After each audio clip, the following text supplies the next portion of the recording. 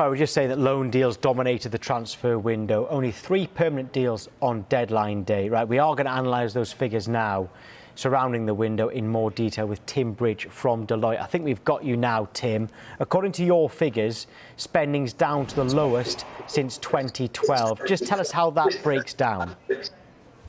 Hi, yeah, good morning, and sorry about the connection issues there. It has been a surreal window, really, in many respects. I think we probably have come to expect that clubs are going to have to react to the situation of the COVID-19 pandemic. That's impacted both the volume and the value of transfers, not just in the Premier League, but across Europe. Activity's down by about 50%. And whereas in the summer window that lasted into the season through to October, we saw Premier League clubs continue to spend almost in the hope that the pandemic was coming to an end at that point.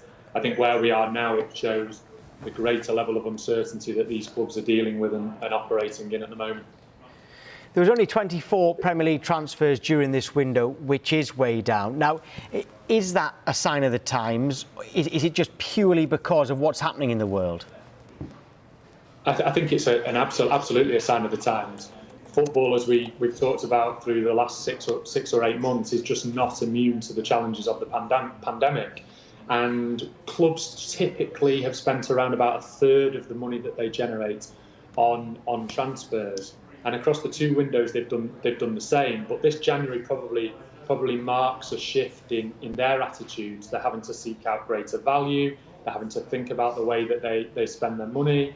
I was lucky enough this morning to speak to one of our clients, a European club, who just said that fundamentally the market there was nothing happening yesterday of interest to them, and that probably demonstrates that clubs are just having to sit tight and work out what happens next. The so-called Big Six clubs, they made just 3 permanent signings. How does that compare across the other leagues in Europe? So I think we've always seen the Big Six clubs dominate spending across the transfer window, and in particular kind of in January, and some of those headline-grabbing transfers that we've become used to haven't happened this time. In fact, the biggest spend by Manchester United reflects probably a bit more of a strategic transfer into a young player, somebody who's for the future, rather than someone that comes in straight away. And just outside of the Big Six, with West Ham buying a player that transfer was already agreed for the summer. Across Europe, it's reflected. People have talked at length about the financial challenges facing Real Madrid and Barcelona, but also in Italy and the other European countries, the big European leagues. The spending patterns have followed, and they're all down by around about 50%.